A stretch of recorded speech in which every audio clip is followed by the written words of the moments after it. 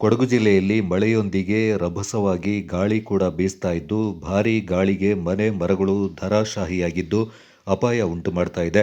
ಅದೇ ರೀತಿ ಭಾರೀ ಗಾಳಿಗೆ ಮರವೊಂದು ಬಿದ್ದು ಮನೆ, ಕಾರು ಹಾಗೂ ಮನೆ ಮುಂಭಾಗದ ಶೀಟುಗಳು ಪುಡಿಪುಡಿಯಾಗಿರುವ ಘಟನೆ ಕೊಡಗು ಜಿಲ್ಲೆ ಮಡಿಕೇರಿ ಹೊರವಲಯದ ದೇವಸ್ತೂರು ಎಂಬಲ್ಲಿ ನಡೆದಿದೆ.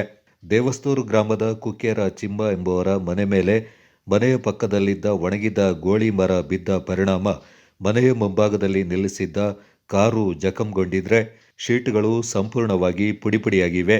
ಇದರ ಜೊತೆಗೆ ಮನೆಯ ಮೇಲ್ಭಾಗಕ್ಕೆ ಮರ ಬಿದ್ದ ಪರಿಣಾಮ ಮನೆಗೂ ಹಾನಿಯಾಗಿದೆ. ವಿಚಾರ ತಿಳಿಯುತ್ತಿದ್ದಂತೆ ಮಡಿಕೇರಿ ಕಂದಾಯ ಇಲಾಖೆ ಅಧಿಕಾರಿಗಳು ಭೇಟಿ ನೀಡಿ ಪರಿಶೀಲನೆ ನಡೆಸಿ ಮುಂದಿನ ಕ್ರಮ ಕೈಗೊಂಡಿದ್ದಾರೆ.